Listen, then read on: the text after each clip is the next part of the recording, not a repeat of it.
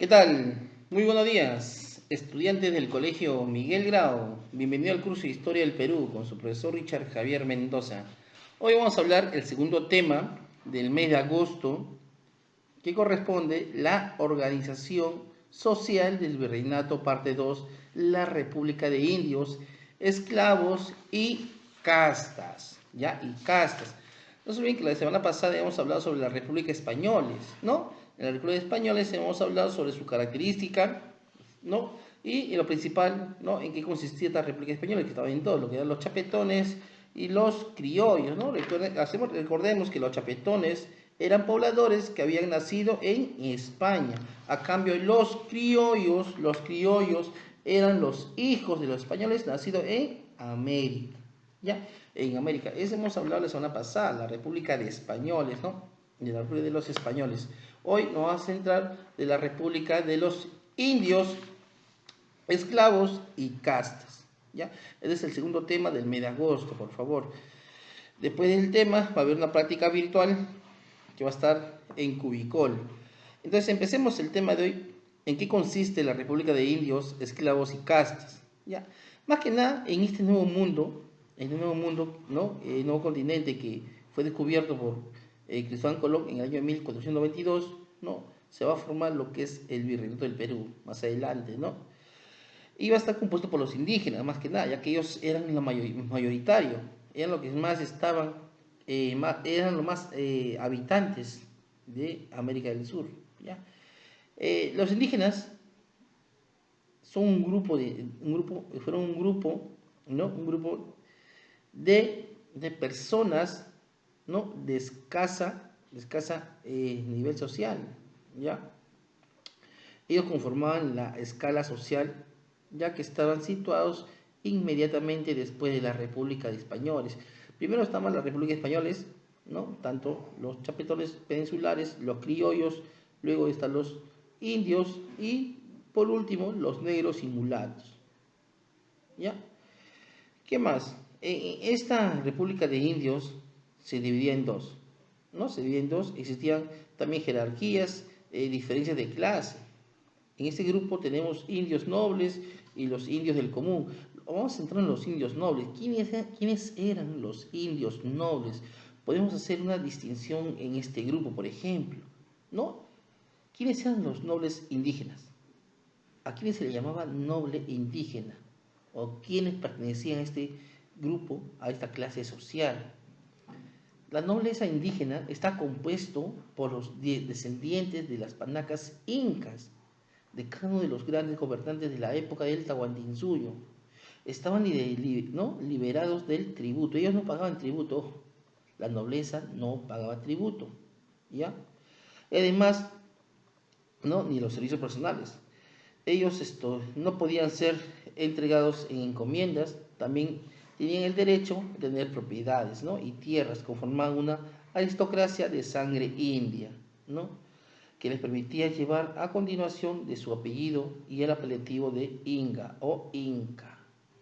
¿Ya? Y estaban por encima, ¿no? Del cacique y del indio del común, ya la nobleza indígena, ¿no? Lo que eran la panaca real, ¿no? Y luego estaba el cacique, ¿no? O los curacas. Ellos eran una especie de aristocracia regional, tenían ciertos privilegios como montar caballos, usar armas y vestir ropa ¿no? Ropa de españoles, por ejemplo, ¿no? Vestir la ropa de española. Y estaban exonerados también de pagar tributos y ir a la mita. Ellos no pagaban tributo, no iban a la mita, no hacían la mina, no, ¿ya?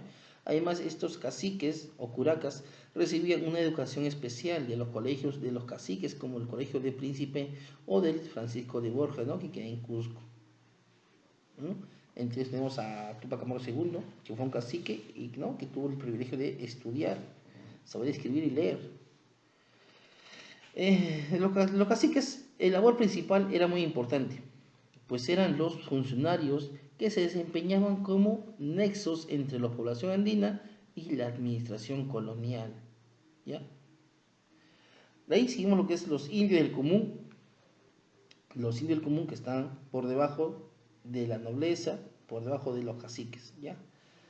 Los indios del común, también se le puede llamar indios de cédula o indios tributarios porque tributaban, pertenecían al sector de la República de Indios que tendrá que soportar todo el peso de la administración colonial a través del cumplimiento de la mitad de los obrajes.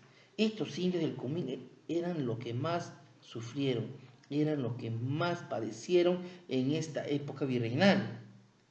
Ellos vivían en reducciones, ¿no? En pequeñas casas y debían ser evangelizados. Uno de los principales deberes fue el de pagar tributos, ¿ya? Incluso ir a la mina. Ni bien cumplía 18 años, inmediatamente pasabas a la fila de los mitayos. Eran obligados a viajar hasta la mina. Se iban y no sabían cuándo iban a volver, ya que muchos de ellos morían en la mina, morían ahí, por derrumbes, por inundaciones, no soportaban, ¿no? ¿No? Inhalar los productos químicos, ¿no? Los gases tóxicos, ¿ya? Ante este abuso de los trabajadores impuestos por los españoles, muchos indígenas optaron por huir, se escapaban, no soportaban este tipo de trabajo, se iban, ¿no? Y más adelante es que se les encontraba, ¿no? Pasaban a ser yaraconas. En otras palabras, pasaban a trabajar en las haciendas de por vida, ¿ya? De ahí, del indio común, pasamos a las castas. ¿Quiénes eran los castas? ¿En qué consisten las castas? Las castas, en primer lugar, los españoles utilizaron este término para designar al grupo resultante de la mezcla de las diversas razas. Así la unión racial de blanco e indígena. El negro, ¿no? El negro, por ejemplo, no conformaba la casta, ya que eran hombres considerados sin tener derecho, ¿no? Los negros fueron traídos de África. Ahorita vamos a hablarlo. ¿Qué más? En la casta tenemos lo que son los mestizos, ¿no? Los mestizos que se conforman de la unión de un español, varón, y una mujer indígena, ¿no? Donde sale el mestizo, ¿no? Surgió un grupo de luego, este grupo de mestizos sería mayoritario más adelante. También los mestizos conformaron el grupo que más rápido asimiló, el que más rápido se adapta a esta época, a esta costumbre, ¿ya? Pero lamentablemente los mestizos, ¿no? Los mestizos fueron hijos ilegítimos, por lo tanto carecían de la pureza de sangre española, ¿ya? ¿Qué más? En otras castas, ¿no? Tenemos, por ejemplo, ¿no? Que pasaba el tiempo, la sociedad se hizo más compleja, las mezclas se siguieron dando a los españoles. En su fin, ¿no? De mantener la clasificación social, establecerán nuevos términos para los nuevos grupos raciales. Tenemos, por ejemplo, la unión del español y el negro, que sale mulato, la unión del negro e indígena, sambo, la unión del español y mestizo, castizo, la unión del mestizo e indígena, cholo, etc., ¿no? Ellos conforman las castas, ¿ya? Y por último, la población esclavizada, los negros, como dije, ¿no? Traídos de Europa, ¿no? De África, mejor dicho, de África. Los primeros esclavos llegaron del territorio, ¿no? En el momento de la conquista eran traídos de África. Después de consolidada la conquista, la importancia de esclavos negros sería muy frecuente, ¿no? Mediante el contrato llamado asientos, ¿no? Esto fue una solución ante la brusca caída demográfica que sufrió la población andina, convirtiendo al esclavo, ¿no? O pieza de ébano, como también eran conocidos en productos muy cotizados y vendidos al mejor postor. Al mejor postor. ¿Cómo se podía saber, cómo se podía vender a un buen esclavo? ¿No? De acuerdo, su precio varía, el precio varía del esclavo, ¿no? De acuerdo a la edad y a la condición de su dentadura, ¿no? Ya que si tenía buenos dientes, masticaba mejor y asimilaba la comida, por lo tanto crecería fuerte y sano, ¿no? Para evitar confusiones entre los propietarios de los negros, ¿qué hacían los dueños, los amos?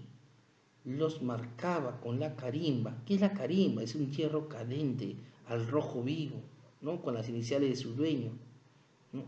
También los esclavos fueron empleados en tareas agropecuarias, ¿no? En haciendas, en el servicio doméstico, en las ciudades y en gran porcentaje se concentró en la costa, ¿no? Cuando un esclavo lograba su libertad se le llamaba liberto.